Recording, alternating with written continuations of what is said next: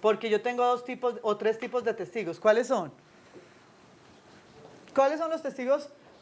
Digamos que los tres tipos de testigos son el civil, para que lo llamemos de alguna manera, el investigador y el perito.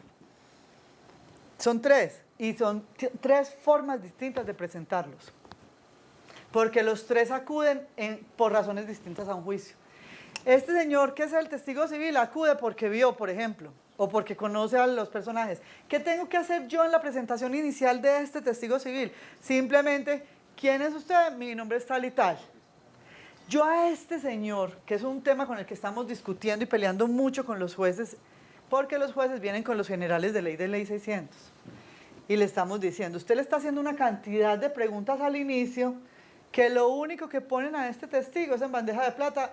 Para los de la barra del sicario, que están todos los de la barra del sicario están en la audiencia, y todos están con libreta en mano apuntando a dónde trabaja, dónde estudian los hijos, cuántos hijos tiene. Si esos temas no son relevantes para la investigación, no los tiene que hacer. Por poner un ejemplo, si el hecho sucede en la universidad, en el salón de clase, donde el testigo es el profesor, a mí tengo que preguntarle, ¿usted dónde trabaja? En la universidad tal. ¿En qué facultad trabaja? En tal. Claro, ¿por qué? Porque finalmente lo que lo trae aquí es un hecho que sucedió en su salón de clase como profesor.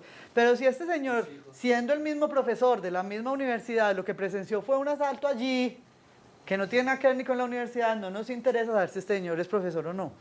A no ser de que su trabajo de credibilidad con respecto a él, usted lo vaya a fundar en el hecho de que él es profesor. Que es otro, creo yo, otro mito. Porque es un mito en el que han pensado que entonces el jíbaro es mentiroso, porque es jíbaro. El sicario tiene que ser mentiroso, porque es que es delincuente. Puede que sí, puede que no. El tema no es tan, digamos que tan lineal. Y el profesor universitario no es mentiroso porque es profesor universitario. Aquí dirán que eso es absolutamente cierto. Pero, ok. Pero no creo. Yo creo que por ahí dicen sus mentirillas. Mienten poquito. Un poquito. Y solamente en estrictamente necesario. Como las mujeres, mienten mejor. Eso sí. Con más habilidad, con más sangre fría. ¿Qué tal que no supieran mentir? Si así son mentirosos, ¿qué tal que les enseñáramos? Muy bien. Entonces hacemos la presentación inicial. Con el policía es distinto y con el perito es distinto. Y creo que en eso estamos muy lejos. El fiscal ha pensado que el policía es válido solamente si le han dado la Cruz de Boyacá. Entonces ese señor tiene que decir que tiene méritos, que le han hecho 1000 reconocimientos, que no tiene ni medio... Eso no es cierto, es un ser humano común y corriente. ¿Cuánto lleva en la policía? Llevo 15 años. ¿En dónde lleva trabajando esos 15 años? En tales unidades. ¿En cuál unidad está ahora? En tal parte. ¿Desde hace cuánto está allí? ¿Qué turnos cumple? ¿Qué tipo de funciones de policía judicial cumple allí? ¿Cuáles son sus actividades tradicionales? Ahora, si usted está frente al non plus ultra de los investigadores, pues ánimo, hay que preguntarle por eso. La pregunta es, que es lo que yo les decía hace poquito en un curso, mientras más hábil y más capacitado esté aquí, más le van a cobrar por allí, porque no es aceptable que un personaje que ha sido reconocido con la Low Murtra en la Fiscalía por ser el mejor funcionario como investigador judicial, se le ha olvidado hacer el acta de allanamiento y registro al inmueble. Entonces, ¿frente a quién estamos? ¿Usted es el durísimo de la fiscalía o es un bobazo? Pues que no he podido saber qué tipo de personajes que tengo al frente. Entonces, el punto es que el nivel de acreditación, claro, te pone en el mismo nivel. La misma cosa que hacen con los prevaricatos y ¿qué hace el de segunda instancia cuando lo está investigando? A los que investigan, les dicen, ¿usted cuántas especializaciones tiene en derecho penal? Véalo, ahí está el dolo. No siga, que ahí está el dolo, claro. Eso decía un delegado ante el tribunal que yo conocía. Ni siga diciendo cuántas especializaciones tiene, porque mientras más tiene, más dolo le estoy encontrando. Claro, pues, ¿cómo no? Entonces, lo mismo pasa con el personaje. Mientras más acredite ese personaje, pues más exigencia en la pulcritud de su trabajo va a tener que demostrar. Y el perito tiene una acreditación todavía más alta, porque el perito viene a dar aquí cátedra de lo que él sabe. Y nos viene a explicar absolutamente a todos. Entonces yo le tengo que obtener lo mismo que me dice el código que hay todas unas condiciones o unas características que yo tengo que obtener del perito. Y lo que me parece más simpático, y ustedes me dirán aquí cómo funciona, pero me parece que las preguntas las hace quien esté acreditando, pero la acreditación oficial la hace el juez a solicitud de parte. Y yo veo que hacen la pregunta y dicen, como ya quedó acreditado, ya sigo. ¿O cómo lo hacen aquí? ¿Quién acredita al perito? Oficialmente, ¿quién lo acredita como perito en un juicio? Depende del despacho. Es que hay despachos donde el juez hace casi que todas, deja ya el trabajo. ¿No deja acreditar? Sí. Él le pregunta a usted, ay, no puede ser. No, en otros escenarios, la fiscalía hace toda la acreditación, después de que hace la acreditación le solicita al juez que lo tenga como perito, el juez lo tiene como perito y uno sigue preguntando ya. Ese es el deber ser, y entre otras cosas, uno hace la solicitud de parte para la acreditación, hay que trasladarle al defensor, porque el defensor puede decir, espérese, a mí me parece que él no tiene los méritos suficientes para que lo acrediten como perito. ¿Y eso qué trascendencia tiene? Pues que al no acreditarlo como perito no va a poder testificar como perito, sino que testifica como testigo civil, o sea que no puede dar opiniones, no puede llegar a conclusiones, tiene una trascendencia enorme. Y entonces lo que uno ve es, pues que lo haga el juez me parece fatal, porque pues eso es trabajo de parte, volvemos al punto, eso es trabajo de parte y le está haciendo el trabajo a la parte. Y el tema es que entre el policía judicial y el perito, o más bien entre el civil y el perito, hay uno que está en el intermedio y es el testigo experto, que no sé si lo manejan mucho ustedes. El testigo experto es ese que conoce muchísimo del tema, pero que no actúa como perito en el tema. Voy a poner un ejemplo. El mecánico que va en un bus de servicio público, un mecánico con 25 años de experiencia en mecánica de maquinaria pesada y todo este rollo. El bus tiene un accidente de tránsito con 20 muertos. Este es uno de los sobrevivientes y lo convocan a que testifique. Él y yo íbamos en el mismo bus, pero el grado de conocimiento de él para el juez es superior que el mío y tiene un ámbito de credibilidad más alto que el mío. Pero a la parte que lo está presentando le toca acreditar eso. Normalmente lo que hace un defensor cuando escucha esa suerte de acreditación dice, objeción, pero es que él no es perito. No, yo no lo estoy acreditando como perito. Pero sí le estoy dando una información al juez que creo que puede resultar muy relevante de cara a la valoración. ¿Por qué? Porque este señor le va a decir, yo soy mecánico hace 25 años. Mi especialidad son las tractomulas, los camiones y los buses. Ese día iba a visitar a mi abuelita en el bus, muy pinchado, y empecé a sentir un ruido atrás que a mi modo de ver y desde mi experiencia era compatible con que se estaba zafando el cardán. Yo no sé qué será eso, pero pues asumamos. Entonces, y después viene el perito y el perito dice, claro, el accidente se produjo porque se desprendió el cardán. Es una corroboración. Si a mí me llaman, igualita que fui en el mismo bus, me dicen, venga, ¿usted sabe qué pasó? No tengo ni idea. Yo oía un golpeteo muy miedoso atrás, pero no sé qué es eso. ¿Cómo me valoran a mí? Distinto que a este. ¿Por qué? Porque este tiene una razón. Es el clásico ejemplo también del médico. En una pelea que se da en una discoteca. El médico no lo han puesto a que examine a este como médico ni como perito, pero él puede decir, yo le presté los primeros auxilios y con mi conocimiento médico puedo decir que él presentaba anoxia superior por falta de oxígeno en el momento, no sé, y eso le provocó una isquemia en el ojo derecho. Bueno, es lo que él vio y es la apreciación. Si a mí me preguntan que estuve en la misma, le digo, ese señor estaba miedosísimo, tenía el ojo súper rojo y respiraba muy raro, es lo que yo puedo decir, o no. Pero ambos creíbles, ambos válidos, claro, se corroboran en niveles diferentes de conocimiento, pero es lo que el juez va a considerar. Por esa razón es que a ese experto lo presento distinto, porque yo sí necesito que el juez sepa que él tiene experiencia en el tema. Al perito lo lleno pues de todas las acreditaciones particulares que tiene que tener y al investigador de policía judicial. Después de esta presentación general viene el cuerpo del interrogatorio, que tiene que ver con la parte de la razón por la que él viene a testificar. O presenció los hechos, o conoce unos antecedentes importantes, o hizo una experticia en particular, en fin. Este es ese punto. Y entre este punto, usted va a mezclar los criterios de valoración del 404. Porque si este es uno que percibió, le va a preguntar cómo percibió, desde dónde percibió, qué distancia había, sí.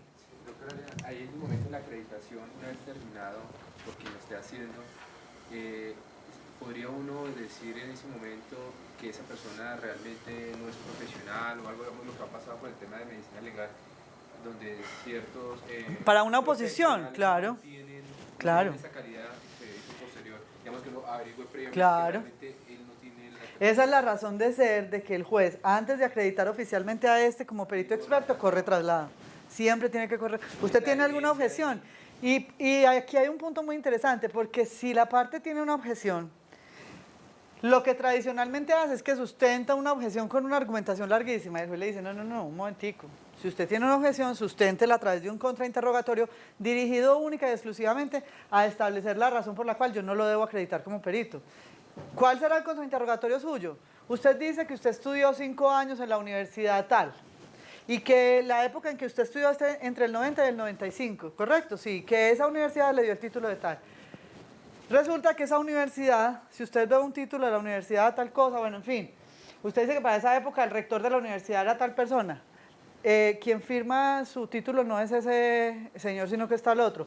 Y no es ese porque tal cosa, le exhibo los documentos que permiten. Que pueden demostrar que usted nunca estudió allá o por lo menos que el título, por ejemplo, no es de ahí.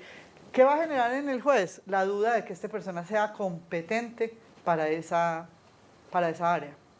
Y en tal virtud, un juez, creo yo, debe abstenerse de acreditarlo como testigo perito y le permitirá eventualmente hacer un testimonio. Lo que pasa es que eso depende de cada caso, pero probablemente le permite un testimonio que no va a poder dar porque él va a querer llegar a una conclusión que ya no va a poder otorgar porque ya no es perito, porque no lo acreditaron como perito. Pero la pregunta era, ¿tengo que esperar el contra para poder acreditar y curar la credibilidad?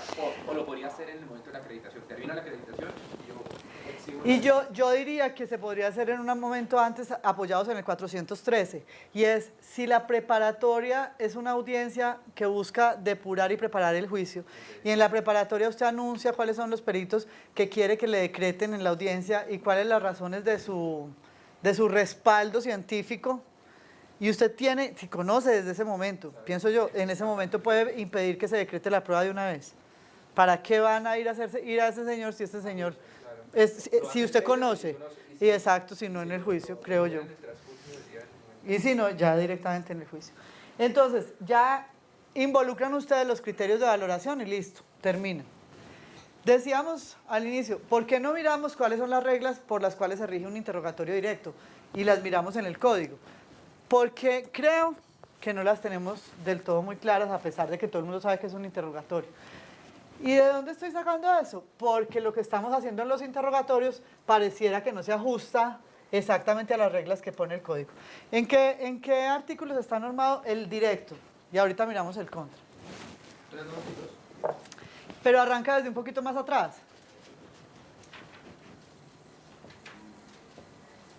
¿El 390 qué dice? Examen de los testigos. Si quieres vamos leyendo el 390 y hablamos un poquito del tema. Los testigos serán interrogados uno después del otro, en el orden establecido por la parte que los haya solicitado. Primero serán interrogados los testigos de la acusación y luego los de la defensa. Antes de iniciar el interrogatorio a un testigo, el juez le informará de los derechos previstos en la Constitución y la ley, y le exigirá el juramento en la forma señalada en el artículo anterior. Después pedirá que se identifique con sus nombres y apellidos y demás generales. No más.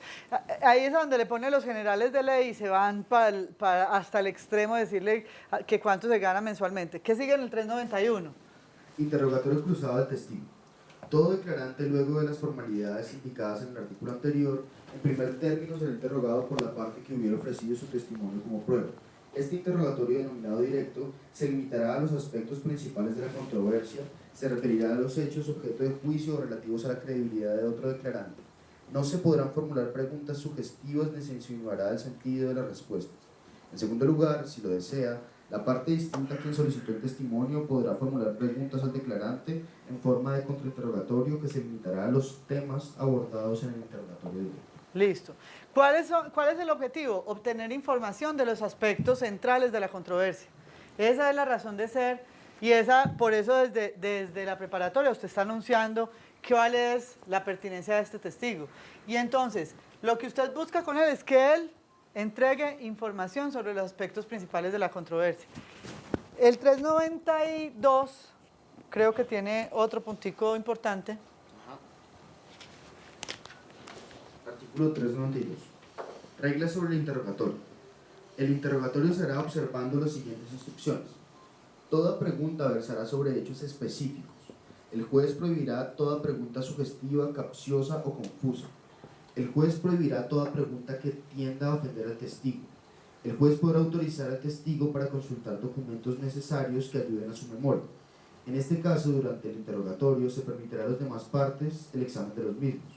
El juez excluirá toda pregunta que no sea pertinente. El juez intervendrá con el fin de que el interrogatorio sea legal y que las respuestas sean claras y precisas. Muy bien. Entonces, se hace a través de preguntas abiertas y tiene prohibiciones específicas, que es, no se puede hacer preguntas sugestivas, no se pueden hacer capciosas ni confusas, ni ofensivas, y van a excluir siempre las impertinentes. Esto todo lo conocemos, pero no es lo que tradicionalmente hacemos. Pero, digamos, el juez actuaría ahí por demanda de la contraparte, cuando diga... Esa es la primera pregunta. No necesariamente. Un juez, verdadero director del juicio, está pendiente de las preguntas. Y, un momentico. Y ahí la intervención de un juez es absolutamente... A eso va. Los jueces reclaman mucho que no son convidados de piedra, pero actúan como convidados de piedra en muchos eventos donde tienen que actuar. Es que no actúan. No actúan. Entonces uno dice, pero ¿usted por qué reclama tanto su acción? Que la tiene y es muy importante, entre otras cosas, porque un verdadero juez está pendiente de eso. Claro. Y hace esto, un momentico, venga, usted no me puede preguntar esto, usted le está sugiriendo la respuesta. Entonces a veces las partes se incomodan y dicen, pero, que objete la parte. Claro, inicialmente la parte está llamada a hacer esos controles y las objeciones están dispuestas para que la parte ejerza un control. Eso es un control de parte, pero la misma norma le está diciendo al juez, usted es director y usted tiene que...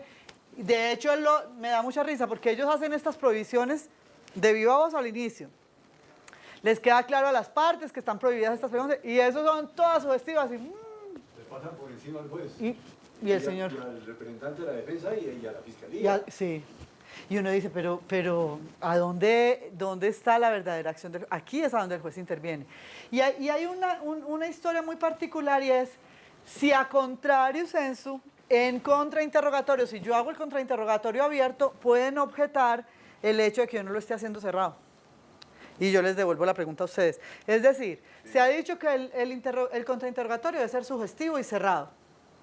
Pero resulta que yo soy la abogada y me provocó hacerlo abierto. Lo puede hacer. Lo puede hacer. Mire, esa discusión se generó en virtud, muchas gracias, a un juicio en la Corte, donde la Fiscalía objetó todo el tiempo a la defensa porque la defensa le hizo abierto, el contra. Y para serles franca, y ayer tal vez lo hablábamos, bueno, y esto es en todas partes se cuecen habas, pues ni más faltaba, y esto, nadie es producto terminado. La Corte estaba muy preocupada porque no sabía qué hacer con eso. ¿Resuelvo bien o resuelvo no? Es que no sé a dónde dice que sí o que no. Y nos mandaron a la comisión que trabaja con la embajada, los 8 fiscales que trabajamos en esto, pues como una consulta en eso. Y créanme pues que en el código no dice en ninguna parte que sí o que no, pero por doctrina y por mucha parte decía, mire, y se resolvió así y la Corte ya adoptó postura frente a eso. Digamos que el contra cerrado es una gabela que la ley le está dando a la parte, pero si usted quiere renunciar a esa gabela, pues renuncie. Es decir, ¿a quién afecta el hecho de que no se haga el interrogatorio en forma cerrada? Le afecta más a la misma parte que está ejerciendo el turno de contrainterrogar, porque el contrainterrogatorio le está dando una ventaja muy interesante a quien contrainterroga, y es que no lo está poniendo a averiguar, sino que le está poniendo a decir, esto fue lo que pasó, y le está afirmando lo que pasó. Pero si usted quiere renunciar a esa opción, lo puede hacer y es legítimo. ¿A dónde queremos llegar? Idealmente debiera ser un contrainterrogatorio cerrado, pero muchas veces en el contra usted siente la necesidad de hacer alguna abierta y la debe hacer y le está permitido hacerla y no es objetable y mucho menos va a ser procedente la objeción. Lo que pasa es que son técnicas y como si uno mira el objetivo del contrainterrogatorio es refutar en todo o en parte lo que el testigo ha dicho en el directo, la mejor forma de obtener o de lograr esa refutación es a través de un contra. Y por eso es que nosotros hemos dicho mucho, usted contrainterroga constantemente al hijo, al marido, a la esposa, en fin. Cada que usted necesita tener a esa persona contra la espada y la pared, usted no le hace preguntas abiertas. En su vida diaria, se las hace cerradas. Usted al marido le dice, no me llamó ayer, seguro se le acabó la batería, porque como siempre le acaba la batería cuando sale con los amigos, ¿qué es lo que está haciendo? Porque usted dice, ¿por qué no me llamaste? Él le dice, porque me acabó la batería. Entonces usted dice, pues aquí, ¿qué pelea vamos a transar? ¿Sí? Se me quedó el teléfono, claro. Que le reclamaba toda la batería y se la había agotado del todo, muy bien. Llegó con la batería agotada, muy bien. En ocasiones pasa es que los defensores el contrainterrogatorio lo hacen abierto, pero no dejan que el testigo responda completa. Entonces comienza a hacer claro. pregunta abierta, comienza el testigo, no, hasta ahí, no, un momentico, entonces uno objeta diciendo, no dejen, si está realizando preguntas abiertas, por favor, déjenlo que termine. Entonces él dice, no, pero es que ya hasta ahí, entonces le llama al tercero, bueno. Entonces va a utilizar el contrainterrogatorio, entonces hágalo de manera... Totalmente cierto, así es. Porque usted le está haciendo la pregunta abierta y el otro le va a explicar, no, pero si la hizo abierta, ya. En eso tiene toda la razón. Ahora, el otro punto es que a nosotros nos vendieron la idea de las películas. Entonces usted tiene que decir sí o no. La ley y el orden y todas las películas, claro. Y entonces a lo último el testigo contrainterrogado en las películas termina diciendo, yo sí fui, sí, perdón que yo sí fui, era que yo estaba muerto del susto. No, eso no pasa.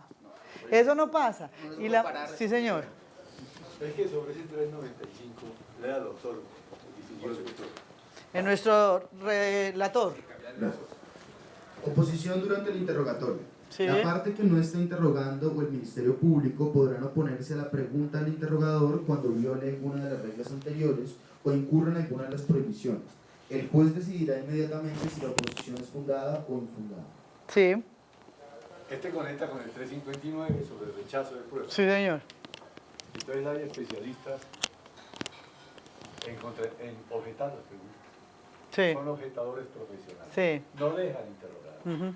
Cansan al juez, debilitan al testigo y exasperan a la defensa. Totalmente. Algunos fiscales tienen esa especialidad. Entonces vienen una serie de preguntas para objetar. Por ejemplo, pregunta argumentativa, pregunta especulativa. Está solicitando opinión. ¿Eso cómo se maneja y cuáles son los alcances de eso? Porque hay tipos que no dejan preguntar o fiscalas, que no dejan preguntar. Aquí hay una que se llama la dama de hierro. ¿Quién es? Digan ya. Sí. Su única especialidad es no dejar preguntar. La llaman la canzona del proceso. Ángela Buitrago fue la que objetaba, la que les estaba contando, la de las preguntas abiertas del contra. Ella fue la que generó esa discusión sobre las preguntas abiertas en el contra. Es absolutamente insoportable, porque hay que advertir que uno objeta cuando de alguna manera le agrava la situación de Claro, totalmente. Mire, yo le voy a ser franca, y se los he dicho en otros escenarios, y es cualquiera de los dos, el defensor o el fiscal, se advierten mucho más profesionales y se han depurado mucho más cuando objetan menos. Porque objetan solo lo que realmente les resulta dañino. Porque técnicamente uno puede escuchar cosas bastante, pero el objetador recurrente La objetadora. no es con Gustavo, muy... Pero yo te digo una cosa, ahí es falta de juez. Claro. Todo cuando el doctor Dagoberto levantó la mano, objeción porque intimida al testigo. No, pues mentiras, ¿de verdad? Sí, la iba a levantar y digo, objeción, va a levantar la palabra y no ha pedido la palabra. Yo me puedo saludar más. No.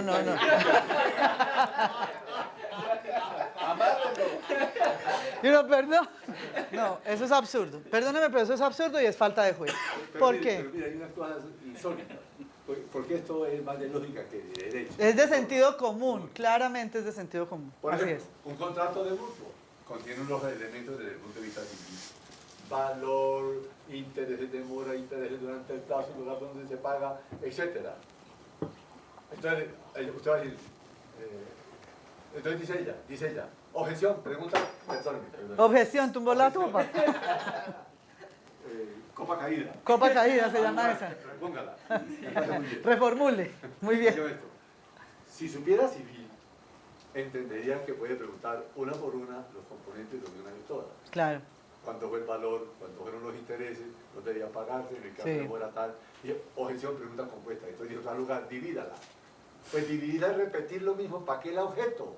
Sí, claro, es que eso... Es decir, que demuestra torpeza y desconocimiento del funcionario o de la persona que está haciendo. Y es lo que le estamos diciendo a los jueces, y el juez se deja manipular de alguna manera. Entonces, porque tampoco sabe civil.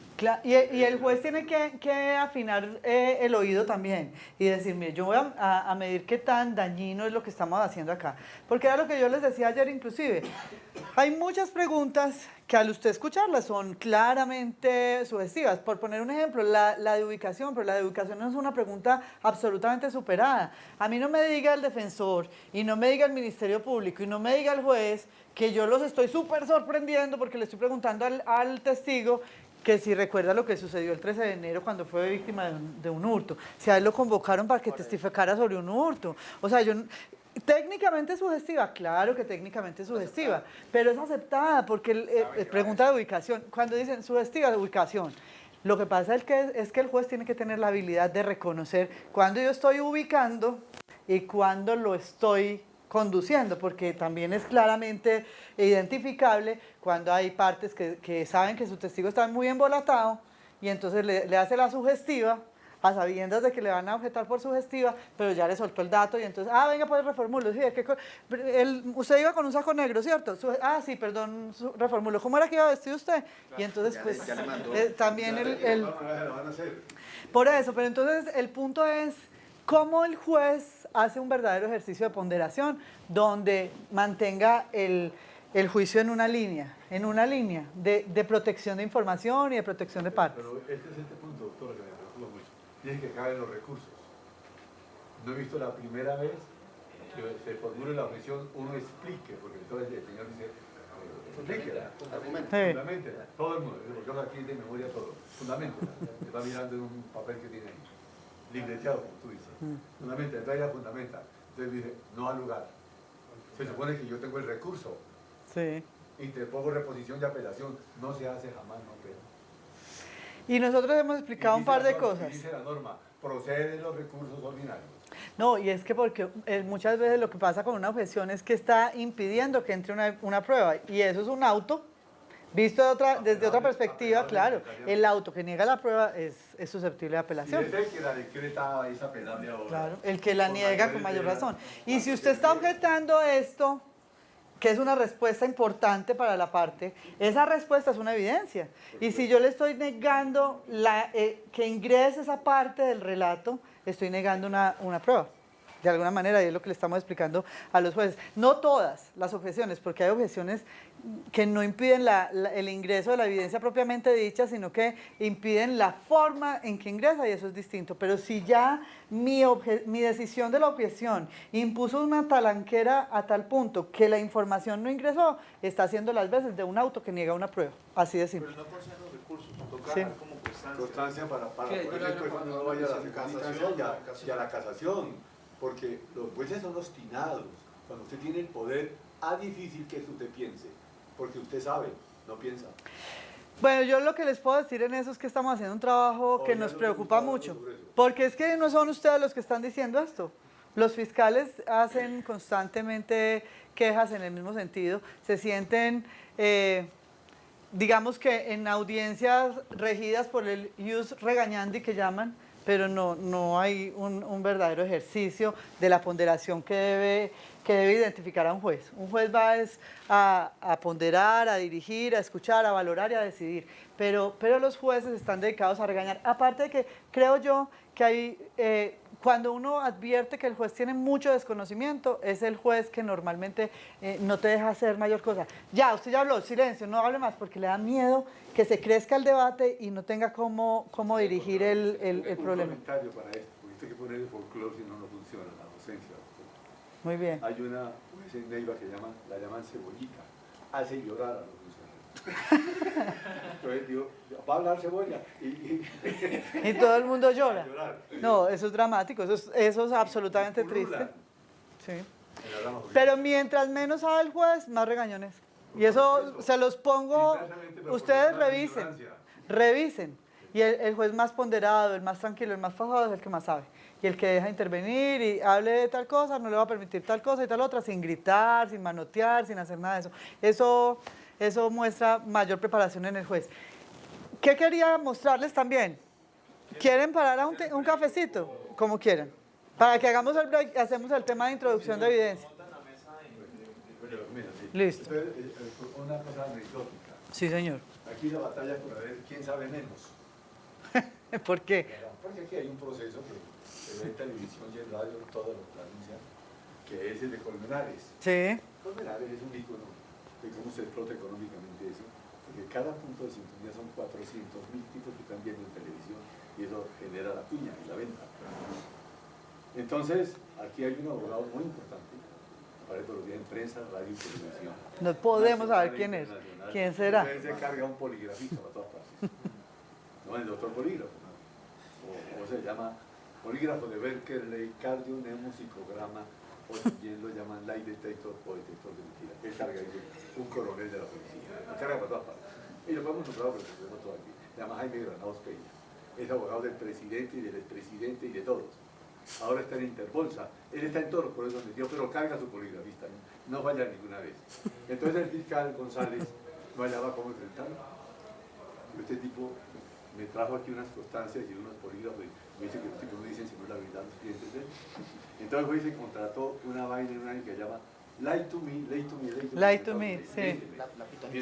Y trajo a una viejita que se llama, óigame bien, Karanowska, Rita Karanowska. Yo la vi en una revista, sí. Muy bien, sí salió muy inventada ella. Sí. Inventada con madre de árbitro. Entonces, oiga lo que pasó. Fue simpaticísimo eso. Nosotros vamos a oírlo porque eso es un espectáculo folclórico y además carnestoléntico y como si fuera poco, es de buen humor.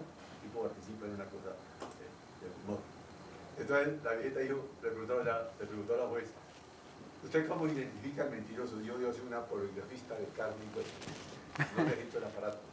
Yo, no me diga, El polígrafo soy yo. ¿Cómo no? Yo soy. ¿Y dónde observa usted? Dijo, le miro el ojo. En la medida en que vaya parpadeando y el número de parpadeos me dice a mí si es mentirosa o no. Entonces yo le dije allá, me da mucha pena, pero si esta doctora Karanowska va a Neiva, allá hay un diputado que le dicen bombillo flojo porque parpadea todo el día y lo condena a cadena perpetua. Eso es así de absurdo, ¿no? Eso no tiene sentido y creo que la mitad del tema es una ansia de protagonismo también muy importante. Y se nos está olvidando a qué va cada uno a una audiencia. Los roles los tenemos muy embolatados todos. Y creo que, bueno, estamos haciendo un trabajo importante en eso. Pidió 119 pruebas, la defensa ahí. ¿Y se las decretaron todas? Se las decretaron todas. Y tuvieron un ligero problema porque pidió el almanaque visto. Sí. No le creo. Pregúntale a aquel doctor. ¿Y para qué el almanaque Bristol? Oiga lo que pretendía demostrar, el cauce del riachuelo donde presuntamente cayó la víctima. Como yo vivo en la época de lluvia, yo vivo en el riachuelo, entonces sé cómo es la cosa, eso no arrastra nada, no hay vergüenza ni malos dolores, no tiene nada que ver. Pero de todas maneras fue muy simpático. Venga, pero ¿qué puede tener en la mente un abogado? Y eso me parece hasta interesante desde el punto de vista de la tertulia, para pensar que el almanaque Bristol tiene carácter de prueba, vinculación probatoria. El vigor científico. Eso había a nuestros padres. En el campo, ellos lo utilizan. Todo el mundo, y ahí están las cabañuelas, ahí está todo lo que... Los días de pesca. Los días de pesca. Pero no me diga que el juez le decretó el almanaque Bristol. No, vámonos de aquí. 119 pruebas. Oiga, doctora, 119 lleva ella. Yepes, oiga, doctor Yepes, que está defendiendo a la otra muchacha, a la Quintero. Albeiro. Esa pidió 55 pruebas ese. Y la fiscalía, que es la dama de concreto sí propio, Santa Lucía Zamora Ávila, que no tiene que irse guardando en la cabeza porque le hacen un daño terrible al derecho de ella. Son las monos hoy del derecho. Esa pidió 49 pruebas, de manera que se van a gastar 3 años practicando. No, eso es absurdo. ¿Y a dónde están haciendo el tema? Es que nosotros le estamos diciendo a los jueces, ¿cuál es el verdadero ejercicio de cara a la pertinencia que usted está haciendo en la preparatoria? Ninguno.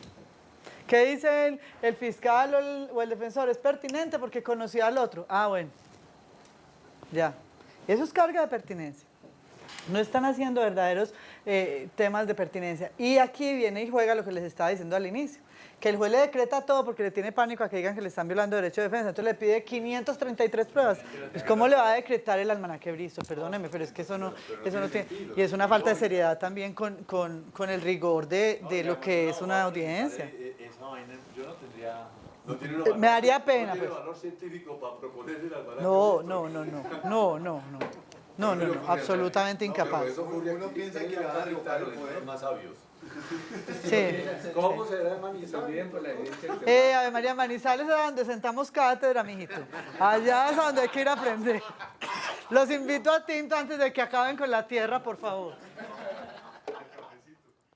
Los elementos tienen que tener unos números de marcación y esos números de marcación evitan influenciar el conocimiento del testigo. ¿Reconoce el elemento marcado con el número 1? Sí, lo reconozco. ¿Por qué lo reconoce? ¿Por qué lo reconoces el segundo? Porque ese es el elemento, y aquí es a donde le decimos a los investigadores sobre todo. Él no debe decir, sí, lo reconozco porque eso es un vaso. No, es que un vaso todos sabemos que es un vaso. Es que él tiene que hacer una conexión y por eso ya les voy a mostrar qué funciones cumplen esas preguntas. Él tiene que decir, ese es el vaso que yo recogí en el lugar de los hechos. ¿Qué está haciendo él ahí? Materializando pertinencia. La primera pregunta es identificación. La segunda, pertinencia. Porque es que la pertinencia usted la anuncia en preparatoria, pero la materializa en el juicio. Usted le dice, el testigo tal, con él se va a introducir unos elementos hallados en el lugar de los hechos, los cuales son pertinentes porque en unos de ellos se encontraron, por ejemplo, las huellas digitales del acusado y de la víctima.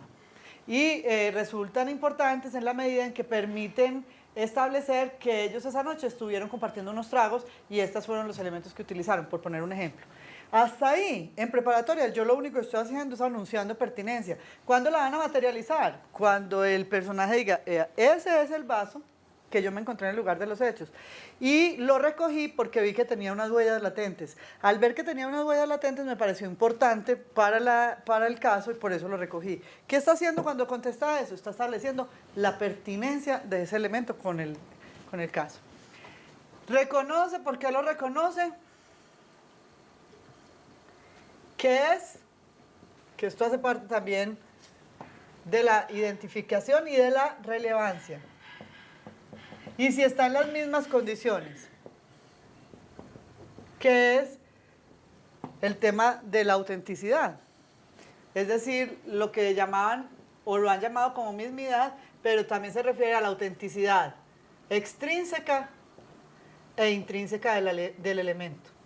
¿A qué nos referimos? A que cuando se trata de un elemento que viene embalado, tienen que hablar de la autenticidad del contenedor y del contenido. Son dos autenticidades que hay que trabajar con el testigo. Reconoce, ¿por qué lo reconoce? ¿Qué es? Y si están en las mismas condiciones. Y es más, ahora ustedes dirán, ¿y en qué orden van? Yo diría que va, reconoce qué es y por qué lo reconoce. Bueno, usted lo puede mover como le vaya surgiendo. Las preguntas que hacíamos ahorita hay jueces que preguntan, bueno, y asumamos que él solamente cumple con estas dos primeras, y después de estas dos primeras solicita admisión. Quiere decir que los filtros de admisibilidad están incompletos y en tal virtud yo tengo que negar la admisión. Y la respuesta siempre para los jueces es la misma, mire, usted tiene que ponderar en cada caso concreto. Hay eventos donde usted diga, bueno, creo que sobra todo el otro punto, porque ya tengo claro que él hizo aquí todo un reconocimiento del otro. Puede que usted diga, en este evento si el hombre no se va mucho más allá, yo no voy a quedar satisfecho. Ahora, ¿qué ha venido haciendo carrera entre los jueces y creemos que es lo más sano para fiscales y defensores?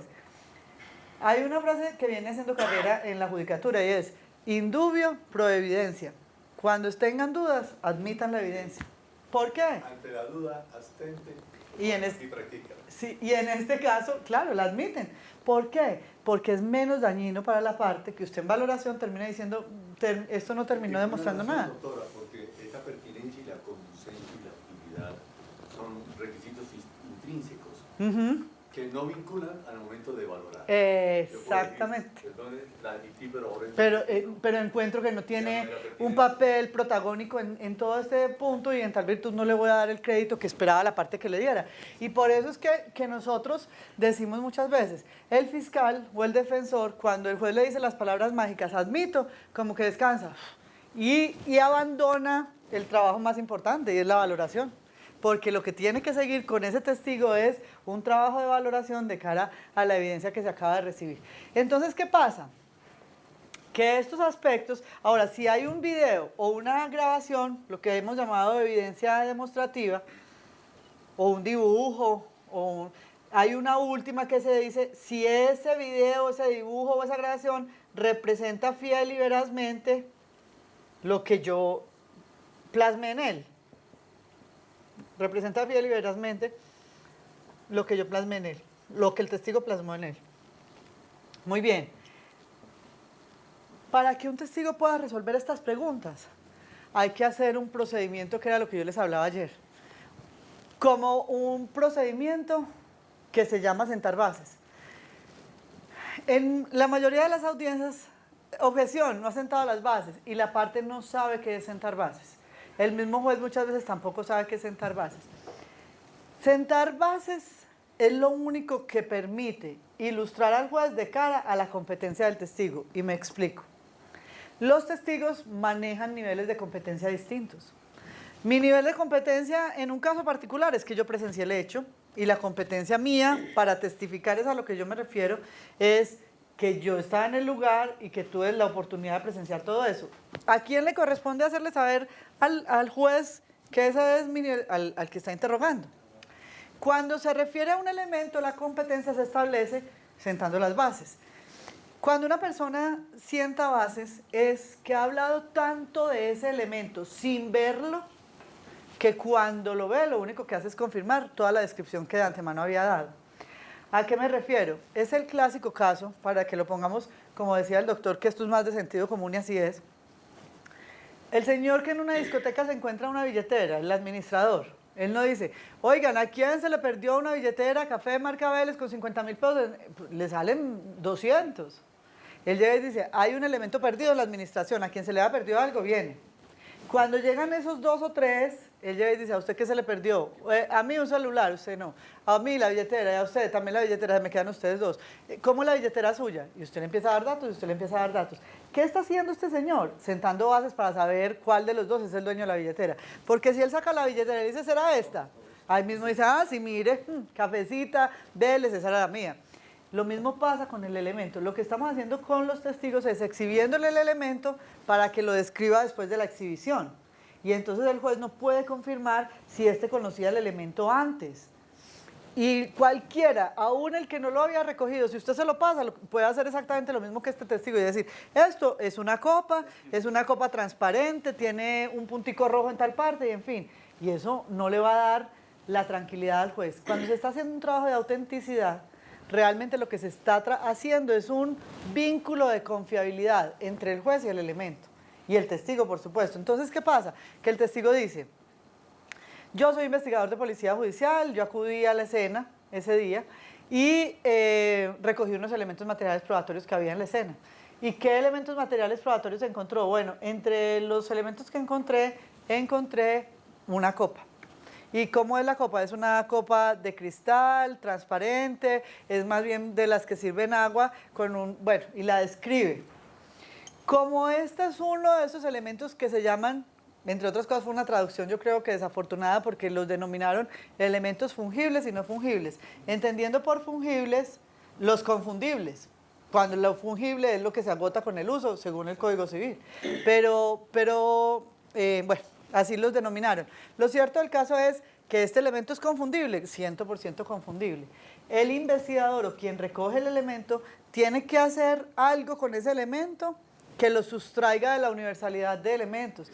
Y alguien decía, que llegue al punto tal de que esta copa en un partido, un clásico Millonario Santa Fe, la copa arranque en la ola de toda la gente que está en el público, le dé la vuelta al estadio y regrese a las manos de este y diga, esta es la misma. ¿Por qué? porque los investigadores, sin alterar la esencia del elemento, cuando son confundibles los deben marcar. Le deben hacer alguna señal en particular con algo que no les permita cambiar, que pueda decir esto unido al protocolo que debo seguir. ¿Cuál es el protocolo criminalístico al seguir? Los de cadena de custodia, que son hallo, recojo, fijo, embalo y rotulo. Si hice todo eso, ese hay que fijarlo también. Lo deben fijar.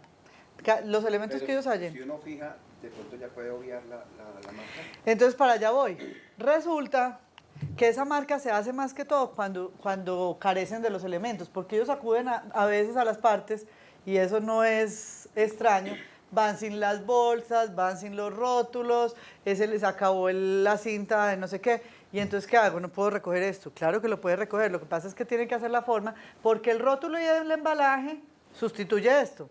Y él puede decir, mire, aunque nosotros le decimos, si usted puede hacer ambas cosas, mejor, porque los cambiazos se dan. Entonces, usted tiene las dos cosas y usted puede decir, si usted vuelve a ver la copa que me acaba de escribir, ¿la podría reconocer? Yo ya le acabo de escribir que era así, así, y además le hice una marca azul que consiste en 2 asteriscos de tal y tal manera, de 5 puntas cada uno, por poner un ejemplo, y mi inicial. Y además, la rotulé y la embalé con el número del caso, la fecha de la recolección y mi firma. Si usted vuelve a ver ese elemento, lo podría reconocer. Nadie ha visto el elemento. ¿Qué le voy a exhibir? Todos ya sabemos que lo que le voy a exhibir es la copa, porque he sentado tan claramente las bases, que sin decirle que le voy a exhibir la copa, cuando yo le digo, señor juez, le solicito su permiso para exhibir lo que la Fiscalía ha marcado como evidencia número 1. El juez en la mente ya tiene la copa representada y todo el mundo. ¿Por qué? Porque yo he hablado tanto con él de la copa. ¿Y qué hago después? Le pongo en sus manos el elemento marcado con el número 1. ¿Lo reconoce? Sí, señor, lo reconozco. ¿Qué es ese elemento? Esa es la copa de la que le vengo hablando. ¿Por qué la reconoce? La reconozco porque, como le informé, tenía... Muy bien. Ah, vea. Mire la mismidad. Y era que esta estaba marcada. No, mire, hicieron cambiar. Sí, pero mire, ¿cómo le informé? Es una copa transparente de las que sirven agua y tal. Viene rotulada, embalada. Mire el rótulo que lleva mi firma, lleva el número del caso y lleva la fecha de la recolección, y además tiene la marca azul que yo le indiqué, le había hecho en la parte de abajo. Por eso puedo decir que esta es exactamente la misma que yo recogí. ¿Qué hace el juez? Confía en que este elemento es lo que yo le dije que era, y confía en que este testigo es el competente para autenticarla, porque cuando este testigo hace lo que pasó con el testigo que despacharon de esa audiencia, la doctora María del Rosario, y dice, ah, no, pues yo allá no recogí elementos, un compañero mío sí como que recogió una copa. ¿Qué le está diciendo al juez? Yo no soy el competente para reconocer lo que van a traer ahí, porque yo no la recogí. Así cuando ese fiscal le diga, le solicito su permiso para exhibir el elemento, el otro le va a decir, pero ¿qué elemento le va a exhibir si este ha dicho que no ha recogido nada? Este no es competente para eso. Y entonces le pone de una vez la barrera e impide que le exhiba. Y para eso los controles de las partes. Esta parte, ¿qué es lo que hace? ¿O qué fue lo que hizo en este momento? Le está exhibiendo un elemento que no es el mismo que describieron. ¿Por qué? Porque tal cosa. Entonces, esos controles y esos traslados que parecen como muy formales, realmente son traslados que deben ser mucho más efectivos.